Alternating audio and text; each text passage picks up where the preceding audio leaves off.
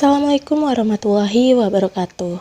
Selama beberapa menit ke depan, kami akan menemani kalian semua dengan membawakan kasus pelecehan seksual yang terjadi di Komisi Penyiaran Indonesia. Kekerasan seksual ini sering terjadi dan menimpa orang-orang yang tidak berdaya.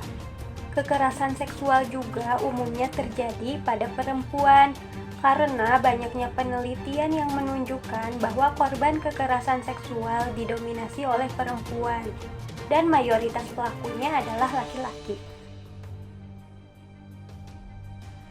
Kekerasan seksual yang terjadi pada laki-laki ini seringkali dianggap sebagai hal yang tidak serius. Begitu juga seperti yang dialami oleh MS di kantor KPI Pusat. Pada tahun 2011, MS diterima sebagai pegawai KPI dan mulai bekerja di KPI. Di tahun yang sama, MS mengaku tidak tahu sudah berapa kali para pelaku melakukan pelecehan, pemukulan, hingga perundungan. Pada tahun 2012 sampai 2014, selama 2 tahun, MS diperbudak oleh seorang pelaku berinisial RM yang bekerja di Divisi Humas Bagian Protokol di KPI Pusat.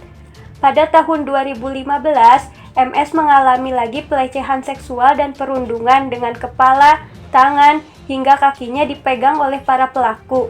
Kemudian, para pelaku menelanjangi dan mencoret-coret kemaluannya dengan spidol. Pada tahun 2016, MS mulai sering sakit karena merasa tertekan, stres, bahkan mengalami trauma berat. Pada tahun 2017, tepatnya tanggal 11 Agustus, MS mengadukan pelecehan dan penindasan ke Komnas HAM melalui email. Komnas HAM pun membalas email MS pada 19 September 2017. Dan hasilnya MS hanya diarahkan melapor ke kepolisian karena peristiwa yang dialaminya dinilai masuk ranah pidana. Pada tahun 2018, tindakan pelecehan yang terjadi pada MS masih terus berlanjut. MS juga menjadi lebih sering menyendiri di musola dan difitnah oleh para pelaku tidak mengerjakan tugas kantor dengan baik. Pada tahun 2019, karena tidak tahan dengan apa yang dialaminya, MS mengadu tindakan para pelaku ke Polsek Gambir. Tetapi MS malah diminta petugasnya untuk mengadukan terlebih dahulu kepada atasannya supaya permasalahannya diselesaikan secara internal. Pada tahun 2020, MS kembali mendatangi Polsek Gambir untuk kedua kalinya dengan harapan laporannya benar-benar diproses oleh anggota kepolisian. Namun, lagi-lagi tidak ada tanggapan yang memuaskan dari pihak kepolisian. Malah anggota kepolisian yang menerima kehadiran MS tidak menganggap serius atas laporannya. Kemudian, pada tahun 2021, MS akhirnya memberanikan diri untuk mengungkapkan apa yang dialaminya sejak 2011 sebagai pegawai kontrak di KPI Pusat. Ia menuliskan semua ceritanya dan kemudian disebarluaskan di media sosial dan akhirnya viral di semua media sosial. Unggahan MS di media sosial pun ini viral dan menuai banyak kritik dari masyarakat kepada KPI di media sosial. Masyarakat mengecam keras tindakan pelecehan dan perundungan yang terjadi di KPI dan meminta agar kasus ini harus diproses secara hukum seadil-adilnya. Banjiran dukungan dan semangat pun diterima korban karena korban dinilai sudah berani berbicara tentang kasus ini dan berharap korban mendapatkan keadilan. KPI Pusat pun masuk di peringkat ke-15 trending di Twitter dengan cuitan lebih dari 11.000 tweet yang mengecam keras kasus ini dan menuntut kasus ini segera diselidiki dan memberikan keadilan bagi korban. Erdianto Effendi, selaku pakar hukum pidana Universitas Riau. Beliau memberikan komentar bahwa pelecehan seksual intinya perasaan tidak suka dari korban untuk diperlakukan tidak patut yang mengganggu rasa kesusilaannya. Dan perkara tindak pidana kesusilaan hampir selalu ada dalam kehidupan masyarakat dan menjadi perhatian masyarakat luas serta memiliki daya tarik sendiri bagi masyarakat luas.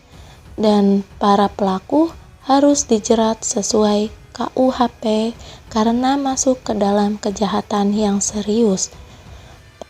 Pakar Psikologi Klinis dan Kesehatan Mental Universitas Airlangga bernama Margareta memberikan komentarnya bahwa korban kekerasan seksual tidak hanya didominasi oleh kalangan perempuan dewasa dan anak-anak saja, tetapi juga dari kalangan laki-laki dewasa dan anak laki-laki bisa menjadi korban kekerasan seksual.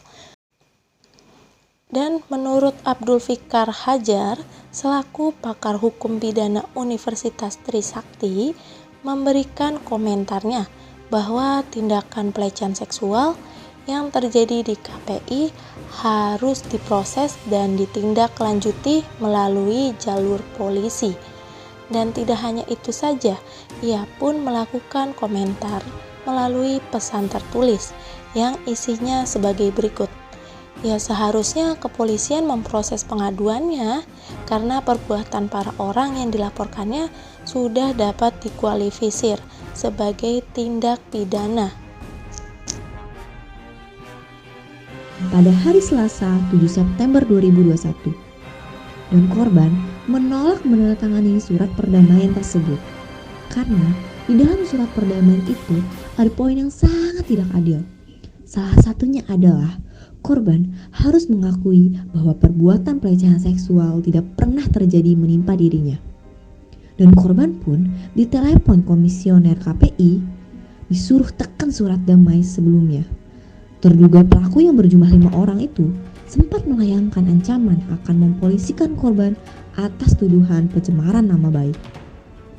Ada salah satu komisioner yang tidak akan kami sebut namanya menelpon MS agar segera ke KPI. Setelah dia ke KPI, di sebuah ruangan di KPI, di situ ada terlapor salah satu orang KPI tapi bukan komisioner, nggak tahu itu bagian apa. Kemudian secara tidak langsung bahwa terlapor itu menyodorkan surat perdamaian yang suruh menandatangani yang isinya sepihak dan sangat merugikan MS. Wah, tapi gimana ya nasib korban? KPI menonaktifkan korban pasca dirinya membongkar dugaan pelecehan seksual yang dilakukan beberapa rekan di kantor KPI Pusat. Dan korban tetap diminta beberapa tugas dari KPI. Bahkan wajib mengisi presensi sebanyak 2 kali dalam sehari. Namun, korban diminta untuk menghadap atasan di KPI usai mendapat surat penertiban pegawai karena korban tidak mengisi presensi online pada tanggal 1 November 2021. Padahal korban sedang mengalami kumat kecemasan dan trauma. Munculnya surat penertiban itu membuat kondisi korban semakin menurun karena mengalami asam lambung naik, nyeri di ulu hati, stres, gangguan pencernaan, dan tensi darah naik. Waduh, apakah ada keadilan bagi korban? Padahal kan harus ada ukuran dalam menentukan kesepakatan mengenai kebenaran dan kesalahan yang berlaku di masyarakat, yang dimana hal ini itu dapat menciptakan perdamaian, keamanan, dan ketentraman. Keadilan merupakan ukuran dalam menentukan kesepakatan mengenai kebenaran dan kesalahan yang berlaku di masyarakat dalam sebuah negara. Sedangkan hukum bertujuan untuk menciptakan kedamaian, keamanan, ketentraman dalam masyarakat. Dalam kasus pelecehan KPI ini dapat kita lihat bahwa sang korban tidak mendapatkan tujuan dari hukum itu sendiri maupun keadilan. Menurut kelompok kami, kasus ini dapat dianalisis dengan teori sosiologi hukum yang dicetuskan oleh filsuf kontemporer John Rawls, yaitu teori keadilan atau a theory of justice. Baginya, keadilan merupakan struktur dasar utama dalam institusi sosial. John Rawls berpendapat, setiap orang memiliki hak yang sama terhadap kebebasan asasi dan bila terjadi ketidakadilan maka kaum yang tertinggallah yang harus diuntungkan olehnya. Faktanya, tidak ada keadilan yang dirasakan oleh korban karena dari awal korban melapor tidak digubris. Kemudian semenjak kasus viral di sosial media barulah kasus ini disoroti dan diusut untuk ditindaklanjuti. Sehingga para pelaku mendapati sanksi sosial dan lembaga KPU pun mendapatkan kecaman dan ejekan dari netizen Indonesia. Selain itu, ketua KPU pun menjadi bulan-bulanan warganet karena dari awal dianggap tidak tegas dalam menuntaskan atau menyelesaikan kasus pelecehan ini. Keadilan, kebenaran, kebebasan, itulah pangkal dari kebahagiaan. Sekian penjelasan kami terkait kasus pelecehan seksual dan perundungan di KPI. Mohon maaf apabila terdapat kekurangan. Kami tunggu kritik dan sarannya di kolom komentar. Wassalamualaikum warahmatullahi wabarakatuh.